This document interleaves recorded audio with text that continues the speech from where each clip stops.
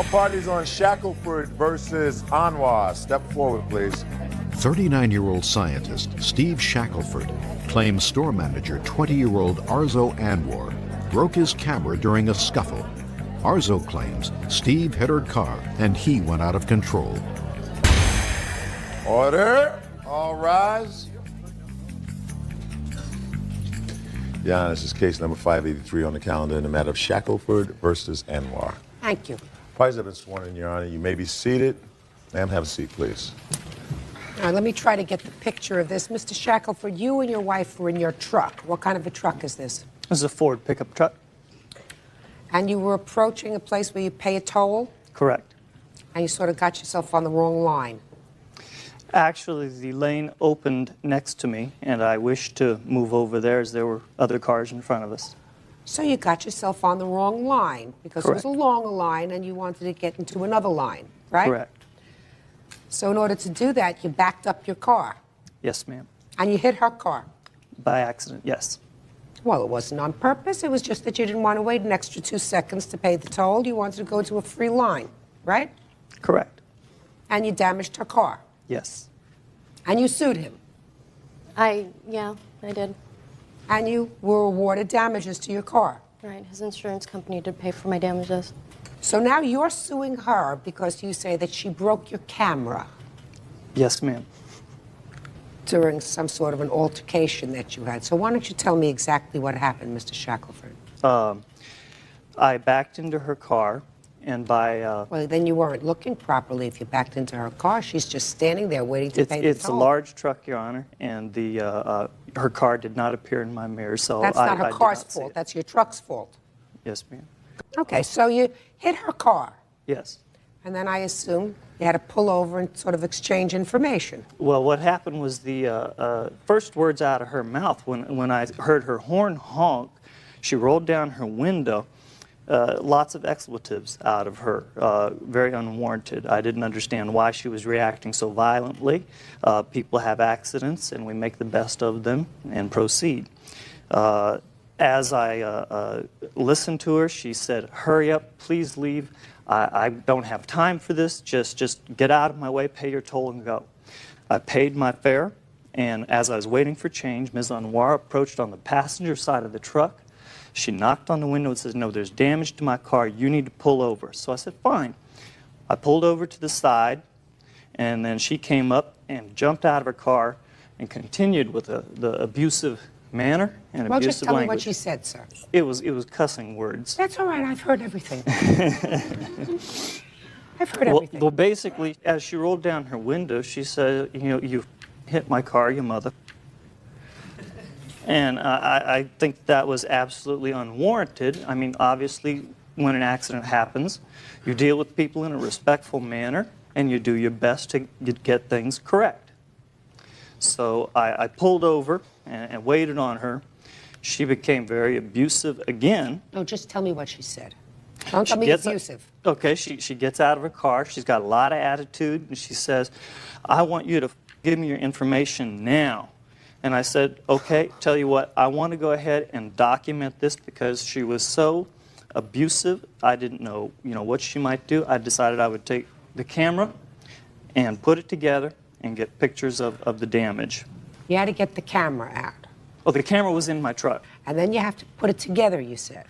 Well, it was just a matter of pulling this out and putting the flash unit on it. Okay, so you had to put it together. And then you were going to take photographs of her car. Yes, ma'am.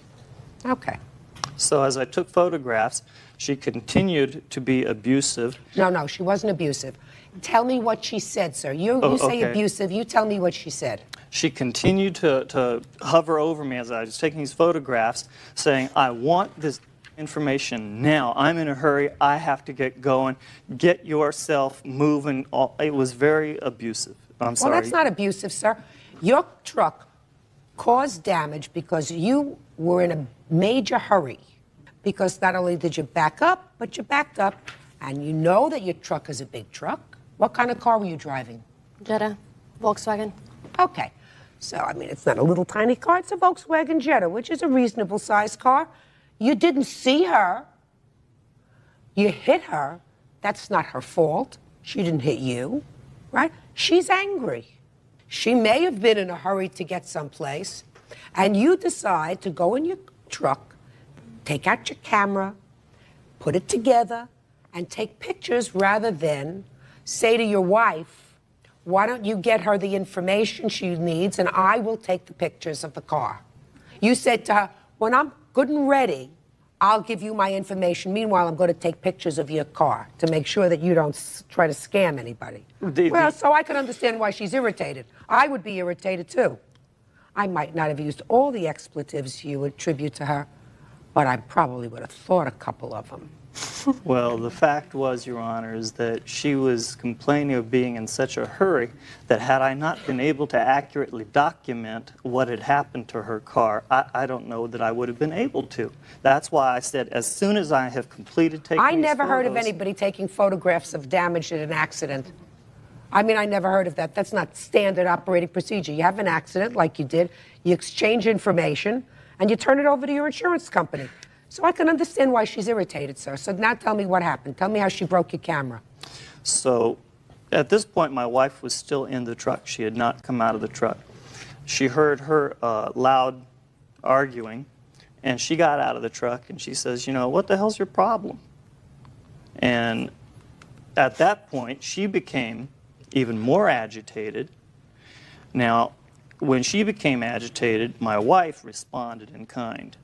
Now, I stepped between the two ladies in order to prevent physical contact. Because they were yelling at each other. Yes, they were. Go ahead. And they were moving closer. So actually, Ms. Arnoir was moving closer. My wife was staying where she was. So I went ahead and moved over in front of Ms. Arnoir to prevent her from coming any closer. She was about 3 feet. May I show you? No. May I?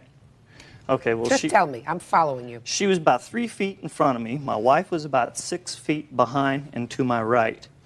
As Ms. Arnoir was yelling at her, she approached closer to me. I was holding my camera in my body like this with a flash unit coming out like this. At this point, Ms. Arnoir decided that she wanted to step up to a more physical level. She lunged forward into me and trapped the camera between us, breaking the flash unit downward like this, breaking the mount off the flash unit, and bending the hot shoe mount. Judge Judy will continue in a moment. Judy. Steve Shackelford is suing Arzo Anwar, claiming she broke his camera as he took pictures of a fender bender. Okay, Miss Anwar, start from the beginning. Okay, well, he was backing out because he did want to change his lanes. I kept honking and he wasn't hearing anything. So I opened up my window and I started yelling, and I did say, yes, you were hitting my car, and he still didn't hear me. So I got out of the car, went and checked to see if there was damages. There was damages, so I went and sat in my car to wait and see if he was going to come out or not. He's like, what do you want? What do you want? I said, you just hit my car. So we're moving up through the toll booth, and I went up to him and I knocked on his passenger's window and I said, you hit my car, are you going to come out or what? And basically he was like, oh, I'll pull over after I pay. And his wife basically, you know, was like yelling in the car also. There's two of them against me. Ran back in the car and we pull off to the side. And I come out and he's like, I'm going to take pictures of this, so you're going to have to wait. I basically said, you know, I don't have time for this. You just hit me. I need to go, so can I have the information? And we basically got into a little dispute, and his wife comes out of the car. His wife comes out of the car, and she said, what the hell is your problem? And we all got into it, and she was swearing. She was saying racial slurs, and that's when I got really, really upset. Is when What did she say to you? She called me in. And I don't know where that came from, but you know, she was getting really bad at it, and he was in the middle of us because she was saying she was going to come and kick my, excuse me. So I basically told her, okay, come on, you want to get into a physical fight, let's go do it. And he's in the middle of us, and we basically just sandwiched him in the middle. And then his camera broke. After his camera broke, he got really, really and said that I broke his camera, and he comes up in my face really, really closely and starts pushing me away by yelling at me. Says, you know, and this and that, and I started running backwards. I got really scared. I ran back up to the toll booth, and I told them to call the cops because they were yelling at me, they were swearing at me. Came back, and I sat in my car until the cops came because I was basically very scared of both of them. I mean, they were crazed lunatics, that day, and I really didn't know what else to do but to sit in my car until the cops did come. Okay. Ms. Shackelford, do you want to step up here? Why didn't you just get the license and registration and give it to Miss Anwar while your husband was taking these photographs? Well, at first I was just sitting in the car, in the truck. He didn't tell me I didn't get out. He didn't say get out. He just said sit there to be a few minutes. I'm going to take some pictures. But I just heard her in my husband's face yelling and Where was the screaming. license and registration that she needed in your insurance form? That was in my glove box. Well, when you got out of the car, did you take that out with you? At this point in time, Your Honor, number one. No, just answer don't tell me number one. I said to you, when you got out of the car, she needed your information. Why didn't you just say, here is my information, copy it down. I just want to take some pictures of you, a picture of your car. While you're copying it down, that way you're not going to lose any time. Yeah, she had already started established precedence in this manner of how she was behaving and towards being extremely aggressive. So she was aggressive. Sir, you just hit her car. And at that point, I had to determine what damage had occurred and whether I was responsible, because honestly, I did not feel my truck. You're still going to have to give her your registration, your insurance, and your license, Yes, irrespective of whether you look at the car and think there's damage or not. So why didn't you just do that first instead of further exacerbating the situation? Ma'am, I because didn't know clearly that I had hit her car at that point.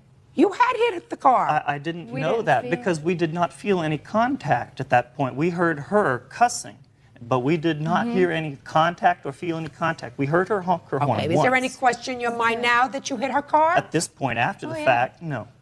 Fine. She knew that you hit her car, so here you have two people sitting in their truck and saying, I don't know what this crazy lady's talking about.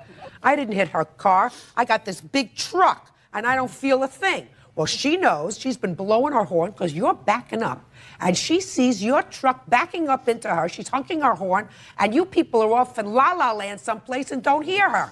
And I can understand, sir, being very aggravated and then getting somebody who says, now, I'm not going to give you my license and registration until after I take a picture or two. And I have to go in my car and take out my camera box and then put the two pieces together, and then I'm going to take a picture, and then when I'm good and ready, I'll give you the information you need. You were wrong. You were clearly in the wrong. For hitting her car, correct. For not hitting her car, but hitting her car the way you did. Sometimes you have an accident, and there is no way that you can prevent that kind of an accident. But in your case, you were going the wrong way in the toll plaza. That's not an accident. That's as close to an on purpose as you can get. Judge Judy will continue. And later today, What kind of a... Steve Shackelford says Arzo Anwar broke his camera during a scuffle over a fender bender. I think you and your wife caused part of the damage to that camera. Ma'am, my wife was 6 feet behind me and to my right. I don't believe that. I don't believe that, because I don't believe that your wife would have gotten out of the car to stay 6 feet behind you. No, What do you I think was about up that? I real don't believe close. that she was 6 feet behind you. If she didn't want to get into the fray of this, sir, it's not common sense that she would have gotten out of the car and stayed 6 feet away. It's common sense that if she wanted to get into the mix and she and Miss Anwar were battling it out with their words, she wasn't staying 6 feet away.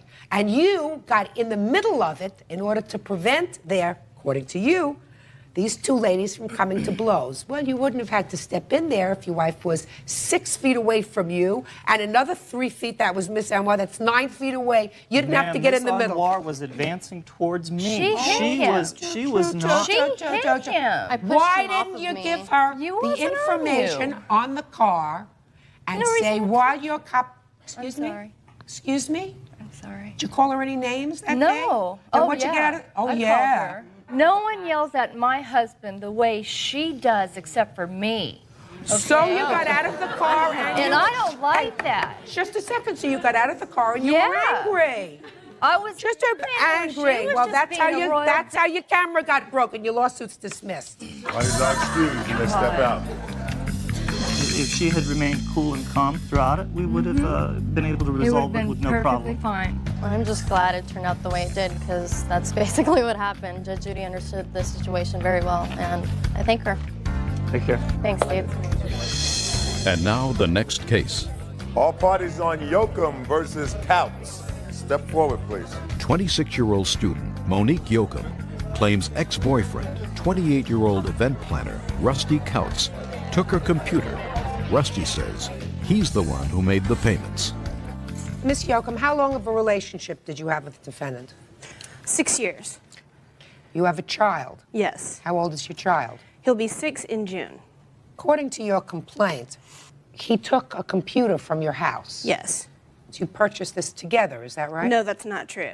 I purchased it for myself because I go to college. I'm studying to be a social worker, and it was my only way of, my easiest access of writing my papers. Well, Mr. Couts, you say that you did in fact take the computer. Yes, I did. And you took it from her home. Where I lived at the time. That's not true. That is true. I lived there from May of '98 through August of '98. 4 months I lived there. He had his own apartment at the time. Well, was he staying with you? He stayed quite a bit with me because, you know, we have a son together, and at this point, things were going well with us, and he was being responsible, and we were looking for a house together. We was thinking about getting married, so we did spend a lot of time with each other at that time. All right, so for about 3 months, you did live together. Yes. Now, your defense to this action is that you paid for this computer. I helped pay for the computer. How did you help pay for it? By giving her cash money that we had pooled at the time that I was living with her 7 days a week, not just part-time. Okay, so let's say you were living there. Now, how much money were you giving her? I was giving her every bit of money that I made in cash form. How much were you making? $300 a week, so yeah, about $300 a week I was giving her to pay all Gross or bills. net? That would be gross. Give me a net figure. Gross is not what you give her. Okay, $250 a week. That looks like a quick made-up number. Well, that's very accurate, I believe. You think so? Yeah. How much was he giving you? None. We have a son together, and he has not helped me with his care, and he has not given me any money. He didn't give you any money? No. The 3.5 months he No. was living there? That's a lie. That's not, no, he did not. Okay. Even if you say you were giving her money, what makes you think that anything that you were giving her was going towards this computer? It's the agreement that we had. Everything that we purchased together, everything that we had was ours under our agreement. What else did you purchase together other than this computer, sir? Well, prior to that, we had purchased a television, which she still has. We had purchased, Prior to that, when?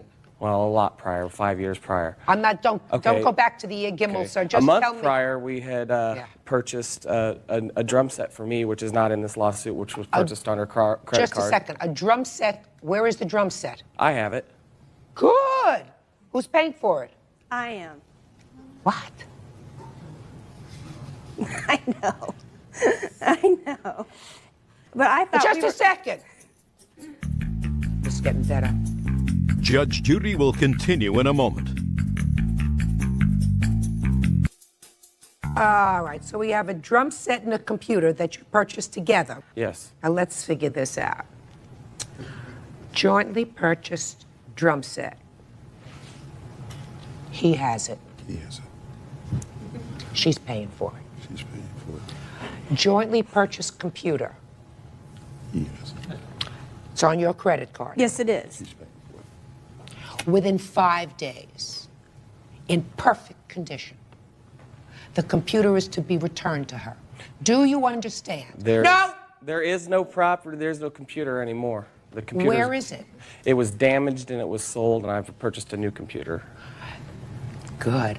Then within 5 days from today, she gets the new computer. If it was damaged, you damaged it. Then she gets the new computer. She needs it for school. And you can't sit there and contemplate what happened today on your drum set. Because you can't have the drum set and the computer that she's paying for. You got it? 5 days, she gets the new computer. What kind of a computer is it? The computer that I purchased, the computer that we purchased that was ours. What kind of a computer did you purchase after you damaged the old one, sir? Look at me right in the eye. You think you're going to put one over on me? You're crazy. What kind of computer did you purchase? I purchased a compact. Good. That's what she's getting, a nice compact computer. You'll love it. That's all. Parties are excused. You may step out. Judge Judy will continue in a moment. To your right. And on the next. Your Honor, this is case number 590 on the calendar in the matter of Sokar versus Van Dorn. Parties have been sworn in, Judge. You may be seated, ma'am. Have a seat. You're welcome, Judge. Mr. Sokar, the defendant is your former wife. Yes, ma'am. When were you married? October 21st, 2001. And you have a child together. Your child was born when? May 12, 1999. It's a girl. So Yes, the ma'am. time your daughter was born, you were not married. You married when she was about a year and some months old. Is that right? Yes, ma'am. And when did you divorce? I don't remember. It July was 3rd of 2001. We were actually married in 2000. Were you living together at the time your daughter was born? Yes, ma'am. Is that right? Yes, we were. This is your complaint, Mr. Sokar. At the time your daughter was born, your former wife was receiving some sort of Medicaid. Yes. And the state of Kansas says that they spent $6,000 for the medical bills that surrounded your daughter's birth. According to you, you negotiated with them and got that amount down to $3,000, which you've been forced to pay. right. You want Miss Van Dorn to reimburse you $1,500, which is her half of the medical bills for your daughter's birth. That's what the case is about. Right. Right? Yes, ma'am. So, there are certain facts that we can stipulate are true. A, you were living together at the time your daughter was born. B, that there is no question that the state has taken $3,000 from your salary or whatever for Right. the baby's birth. Correct? Yes, ma'am. That there's no question you are the father of this child. Right.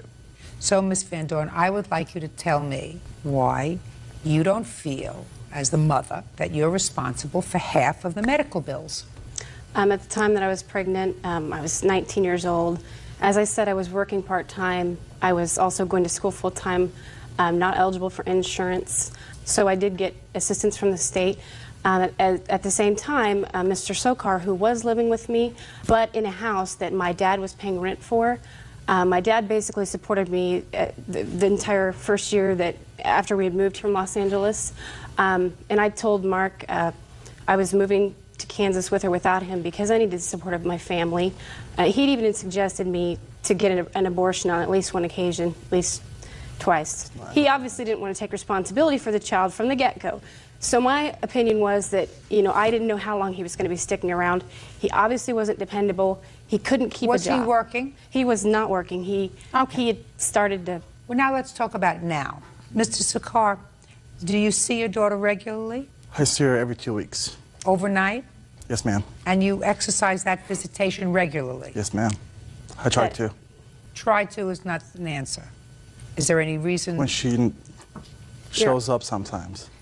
Your Honor, it's not that I'm not showing up. It's that he calls with absolutely no excuse several hours before, not even giving me any notice that he's not going to show up, and yet continues to take me to court to fight for more visitation, and he's not even following through with it. He's not showing up. All right, but there is a court order of visitation Yes, every there other is. Yes, ma'am. weekend.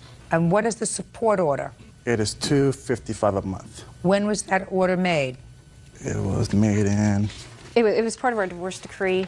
It was scheduled payments for to begin in April 1st of 2001. Is that correct, sir? That $255 a month was to Yes, ma'am. commence April 1st, Yes, ma'am. 2001. Yes, ma'am. Are you current in your support payments? No, I'm not. You're not. No, I'm not. How far behind are you? I'm about 6 months behind. It's more like over a year. I'm 6 months behind, man. Just a second.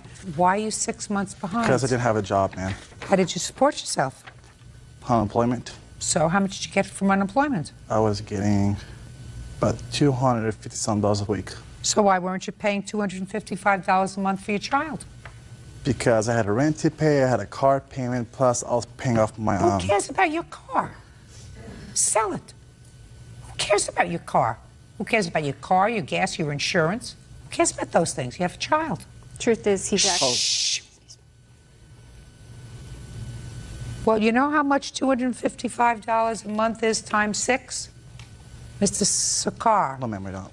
$1,530. Okay. May I speak, But- Your Honor? No. She says you're more behind, but you say you're 6 months behind. 6 months behind is $1,530. You want $1,500 I'm still fighting from her. for that. Fighting for what? My child support payments. Yeah. And they're garnishing them right now as we speak. Well, they should. Of course they should, because you stopped paying. They're doing it right now. How much are they garnishing? $255 a month? Nope, they're about to garnish almost $400 a month now. Way to go. I think so. Way to go. And that's if you don't quit this job when they start to garnish. Right. How many times have you done that? What's that? Have you ever quit a job, Mr. Sakar? No, ma'am, I have not. You've never quit a job? No, ma'am. He just gets fired. Oh, well, that's a possibility. If quitting gets fired. Well, you had to get fired if you collected unemployment insurance. How long did you collect unemployment for? For about 7 months. So it's probably more like 7 months that you didn't pay child support. Nope, I was paying her too sometimes. What do you mean you were paying her too sometimes? What does that mean? I mean, Your Honor, I've never received any like giving her direct payments cash from for like him. clothes for my daughter and I don't care diapers and about everything else clothes. too. I don't care about clothes, diapers, formula, whatever. No. Cash money. No. Cash money. TFT. As my grandmother used to say. Tachasaf and Tish. Put it right there, in the bank. If you can't put it in the bank, it's not support. Do you Yes, ma'am. understand, Mr. Sakar? Sure do. Mark Sokar says ex-wife Jennifer Van Dorn owes for half the cost of their child's birth. Jennifer claims Mark doesn't pay child support. I'll tell you what I'm going to do, sir. When you're all caught up on your arrears, all caught up, whatever the court says that your arrears are, Yes, ma'am. I'm not going to finally dispose of this case, Mr. Sakar. Yes, ma'am. What I'm going to do is dismiss it without prejudice. When you're all caught up in whatever millennium that is, Yes, ma'am. in your child support, you feel free to come back here and sue your ex-wife for the $1,500 that you claim Sure. she owes you for half birthing of your daughter. Do you understand? Sure Isn't do. that fair? Mm-hmm. Wonderful. Goodbye. Thank you. Parties are excused. You may step out. I think it's ridiculous that he's coming after me for something several years ago when he's not currently supporting his child. Because I lost my job, that's why. It's obvious that he's not taking a responsible role as a father. Well, I think she's pathetic. In the end, he's still trying to get money out of me when I'm the one who deserves the support for my daughter. I think she's a liar. He's probably never going to be able to have a steady job to get any support. Don't trust a woman like her. I'm looking at a completely undependable father for my daughter. She never let me see my kid anyways. He's just desperate for money because he can't keep a job. She's full of it. Any job he can get, they're completely garnishing for this. And he'll never have any money. I still won. Basically, his girlfriend's taking care of him while he sits at home and does nothing. No.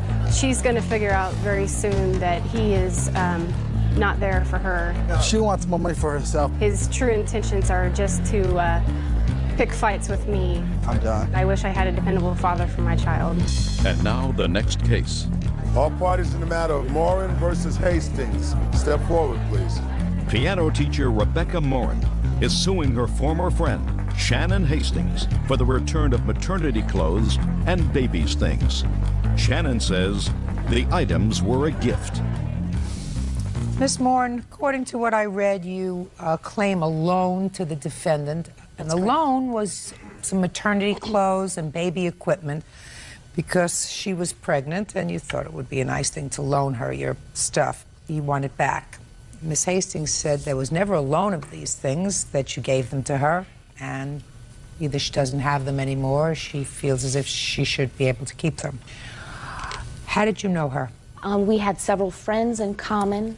I knew some people that lived across the street from her. They took piano lessons from me. I also knew her child care provider for her children. And that is how I met her.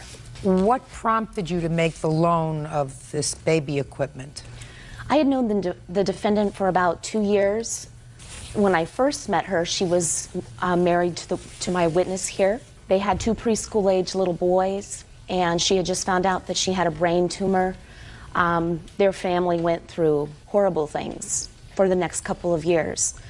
She was told by her doctor that She would not be able to have children, and she had given all her baby things away. So far, is everything she said correct? Not everything, not about how we met. Is it urgently important? No. Good. So far, everything is about right. Good. Anyway, my heart went out to her when I found out that she was expecting a baby. When was that, Mrs. That would have been fall of 2000. Fall of 2000, yes, thank you. Tell me what items you gave her. I gave her a crib, I gave her an infant car seat, I gave her a toddler car seat, I gave her an exerciser. Then there was also a playpen, there was also a swing, and then all the maternity clothes as well. How many children did you have? I had 2. Were you planning on having any more?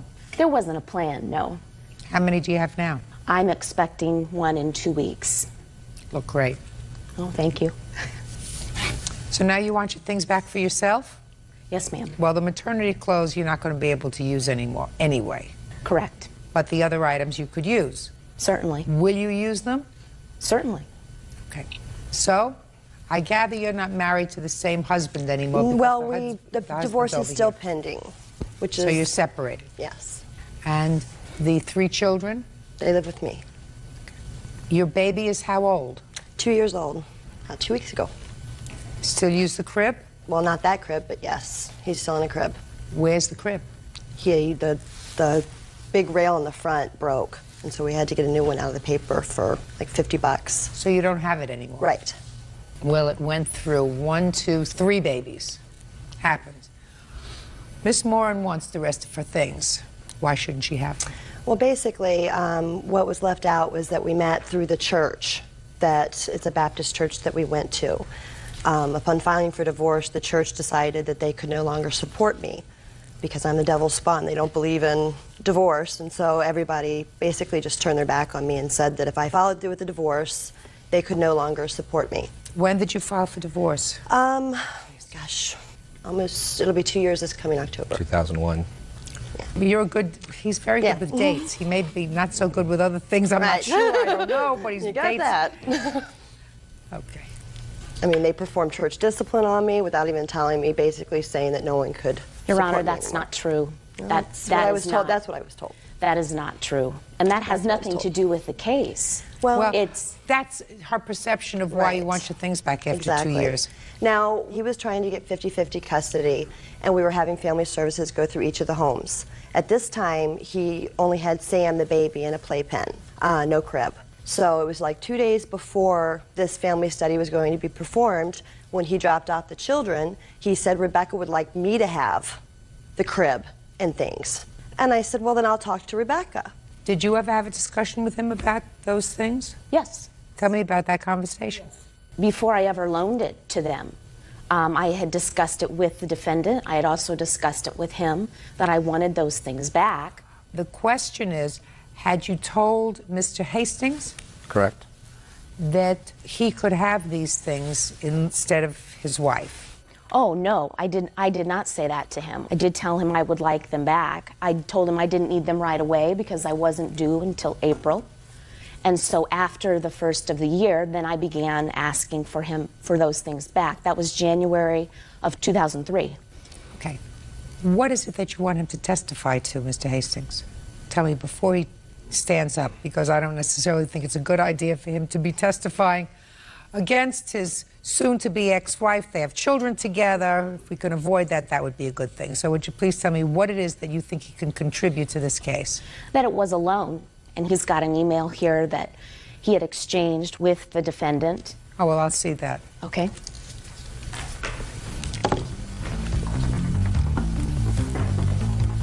Judge Judy continues in a moment. Rebecca Moran says former friend Shannon Hastings won't return her maternity clothes and baby's things. Shannon says there was never an agreement to give the items back. Are those what are left of her maternity clothes? I don't think she needs them anymore, but she should have them. Sure. So give them back to her. Ms. Hastings, having been through the drill of optimum utilization of maternity clothes, you know, they're sort of passed around from family to friends. Right. So that you don't use an extra saucer just once for one child or two of yours. You can use it until it goes. Right. Use it as much as possible. But it seems to me at this point that Ms. Moran was very generous to make these things, let us say, available to you. Mm-hmm. I agree. Now, the crib is no longer there, so you can't have it back. And certainly there was no agreement, Ms. Moran, that she would replace anything that broke. Is that right? No, but it was certainly understood that I wanted my things back. Of course, but what happens if something broke? Well, I would think she would have the courtesy to at least call me, return my calls, and tell me it's broken. Should have. She absolutely should have. But I have a feeling there's lots more there. That she felt as if she was shunned by the church when she made a decision to divorce. It's been a difficult year or so between these two people, going back to court, issues of custody and all that entails. You know, do you send clean clothes or dirty clothes? When do you pick up? When do you drop off? All kinds of ridiculous things. With regard to that, and I digress for a moment, all I can say to you is children didn't ask for you to get married, and the children didn't ask for you to get divorced. So you're supposed to make it most comfortable for the children, because in the words of my father, 2 innocent people shouldn't suffer for what 2 guilty people did. Right? Yep. Totally So, agreed. You have 3 children. You try to make their lives as pleasant as possible, and you have to understand whoever is going to have primary custody should have a clear head. So if that's your wife, sir, if she's the primary custodian for the children, you don't want to make her crazy. And if he's going to be spending time with the children, a good deal of time with the children, which he absolutely should, Definitely. you shouldn't want to stretch him to the limit. Right. Also understood? Definitely. Okay. So that being said, and whether you've listened to it or not is irrelevant. Whatever you have left of the maternity equipment and child equipment, you should give back to her. She needs it now. Now, can I say that she added here a playpen and a swing. The letter she sent me certified, she never even stated those. I was never given a playpen and a swing. He has a playpen that the baby sleeps in. So I don't know if that's something that he got from her, but it's not in the letter either. That's correct. He had 4 items, but he returned them to me within a week of me asking for them. She's never called me. I called her for 6 months. The baby still sleeps in the playpen. She has never returned my calls. She won't communicate with me. Okay. So what do you have left? I've got an extra saucer. Good, that goes back. That's fine. And I've got a car seat. He had the infant car seat. He had the playpen and the swing that I never had. So you have those 2 items? Yes. And these clothes. Okay, so what I want you to do is, I want you to clean them up really nicely, because they are in otherwise good condition. Sure, yeah. Okay. And drop them off. Okay. Easy. Okay? Your Honor, can I say that these aren't even my clothes? These are not my clothes.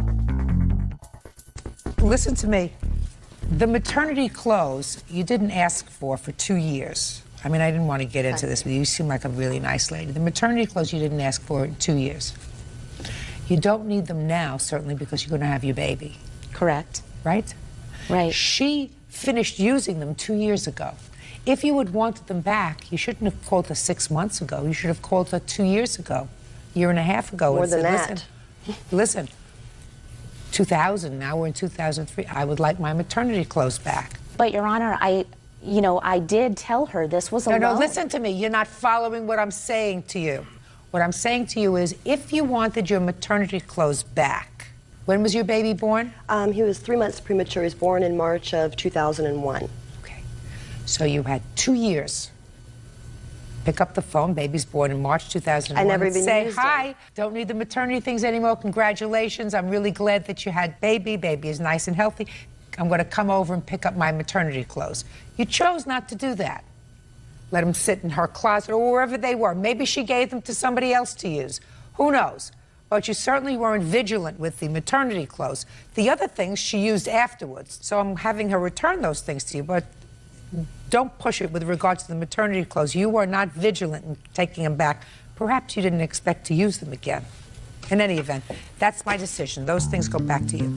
Parties are excused. Thank you, Your Honor. Next step is case number 533 on the calendar in the matter of Mahmoud versus Fox. Parties have been sworn in, Judge. You may be seated, ma'am. Have a seat, please. Ms. Mahmood, you and the defendant were in an automobile accident. Yes. Each of you were driving your respective cars, and you are suing the defendant for both bodily injury Yes. and the damage to your car, which was totaled as a result of this Yes. accident. Mr. Fox says that you caused the accident because you were speeding to make a yellow flashing light. Is that right, sir? Yeah. Your Honor, he's lying. Where are you from? Berlin, Wisconsin. Berlin, Wisconsin. They do have paved roads there, do they not? Yes. All right, because I read your defense to this case, and I was just curious. That'll become clear in a moment. Oh, what was the date of the accident? It was January 23rd. What time? It was around 12 o'clock at night. Weather conditions? It was nice outside. It was normal weather. And you were traveling down a one-way street? No, I was going down Lincoln Avenue. It's a two-way street. He was coming on a one-way street the wrong way. Okay, so you were going down a two-way street? Two-way street, yes. Something like that. And he was coming from a side street? Yes. Oh, I'm sorry. You're going down a two-way street. There are streets that intersect that two-way street. One of the streets was the street he was coming down on. But that street is a one-way street, and he was coming down that street the wrong way. Yes. So you weren't expecting a car to come out of that street because... That's the wrong way It's the wrong way. Even if I were to look, I wouldn't have looked that way. Because there were arrows that say exactly one way. And so you were hit in the intersection. Yes. Tell me what happened when you were hit. My car started blowing up on fire. I couldn't get out of my car. I started kicking my door and it finally opened up.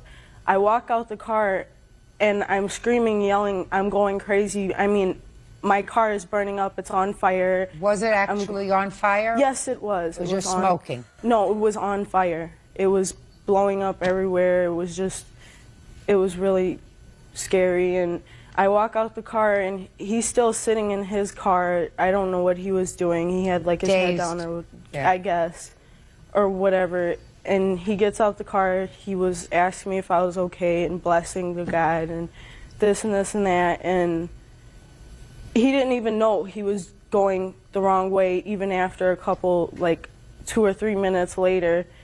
Just a minute. Okay, it's enough. Were you going down a one-way street the wrong way? Yes. Where had you been? I was heading south. Where had you Where have I been? been? Oh, I was coming back from Milwaukee, heading back towards Oshkosh. Well, what were you doing? It was 12 o'clock at night. Where had you been? I was off the off-ramp on... Mr. Fox, I'd like you to pay attention. Okay. I know you have your own agenda. I have an agenda. Where had you been? Had you been working? Had you been with friends? Had you been out for dinner? Where had you been? Friends. Friends' home. Racine. I don't care where it is. Friends' home is my question. Or with friends at a bar, with friends at a restaurant. At the house. At whose house? My buddy's house. Had you been there before? No. And you'd spent the evening doing what?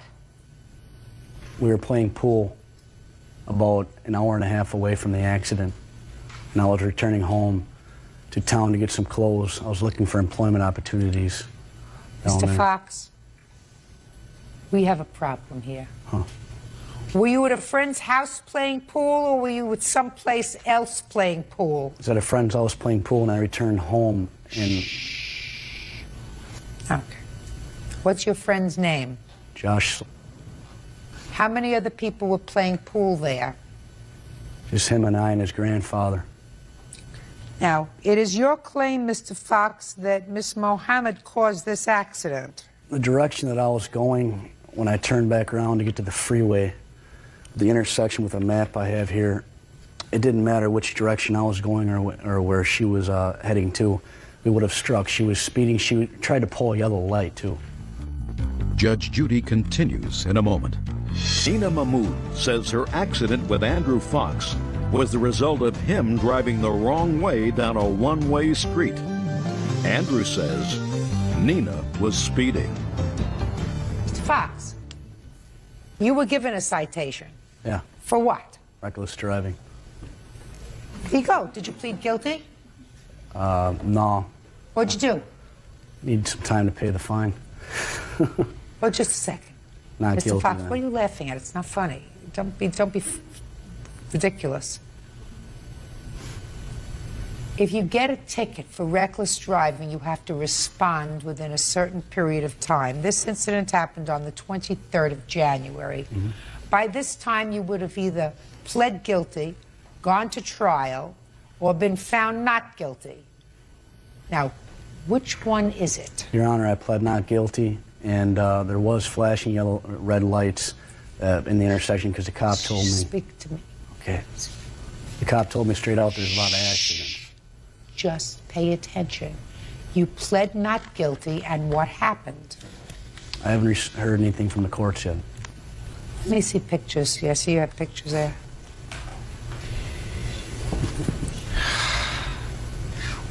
Let me see the ticket that you got, sir.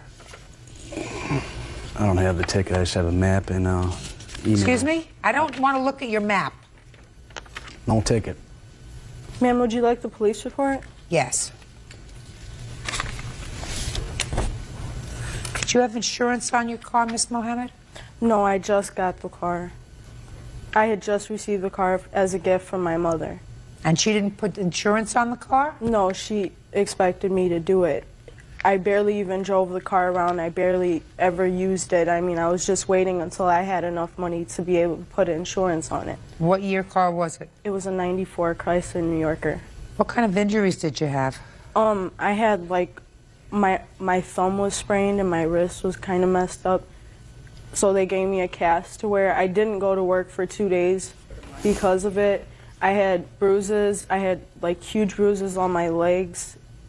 I mean, just really nasty, awful things. Okay, now what kind of car were you driving, Mr. Fox? 99 Grand Am. Have insurance? No. Why not? They dropped me. Why? Because they said I didn't pay for a premium 2 weeks previously. You too were driving an uninsured vehicle. Correct. Well, Mr. Fox, the police officer who conducted the investigation clearly found that the accident was caused by your reckless driving and driving down a one-way street the wrong way. You know, that sort of thing happens, and sometimes it's an accident.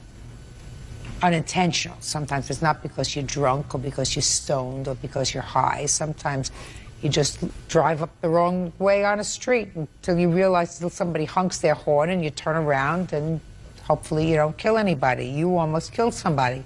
You are responsible. Now, I will tell Ms. Mohammed that I think it's very foolish to drive a car without insurance. Without insurance. I know that it was foolish, but it wasn't like I was driving around all the time. I was waiting. I don't care whether you drive around the block. That's foolish. It's true. That's foolish. Okay? However, Mr. Fox, your problem is you caused an accident that caused both physical injury and property damage.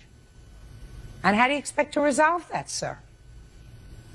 Did it really matter which direction I was going in the intersection? With, I saw lights, she saw lights, she tried to speed through them, and with the map here, How am you I can going to? see. I want you to understand something.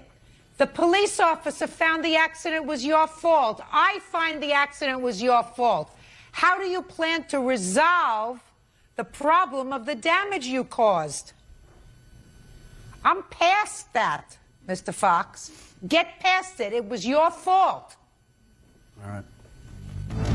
Well, the total out-of-pocket expenses that you have were $3,383. Well, besides the fact of me taking the bus every day to and from school, to and from work, you know, going downtown more than once, finding my police records, they lost the police records, God knows how, doing all this other stuff. I mean, he's been taking time Life's me? full of aggravation. It's called aggravation. Well, yeah, Life is it's full of aggravation, but I Right. mean, it's caused because of him. It wasn't like it just happened from nowhere. Now listen to me. It was caused because you were involved in an accident. Now, you could have minimized your own personal damage if you had done the right thing and insured your car. I'm not saying he's not responsible for your car, but this is not windfall day for you. Do you understand that? I don't understand what you mean. Windfall. That means that he is responsible for your car. Okay. But I don't want you to start telling me that you had to take the bus to school every day. I did. And go downtown because you think that he's going to pay for that. Oh, I'm not He's saying not. that he's going to pay for it. Good. So, judgment for the plaintiff. And the total out-of-pocket expenses are $3,383. And I am giving you the remainder of the money in your pain and suffering that you had for your thumb, which you say was jammed, and for the bruises that you had. So I'm adding to that an amount that will give you a total recovery of $4,000. Judgment for the plaintiff in that amount. That's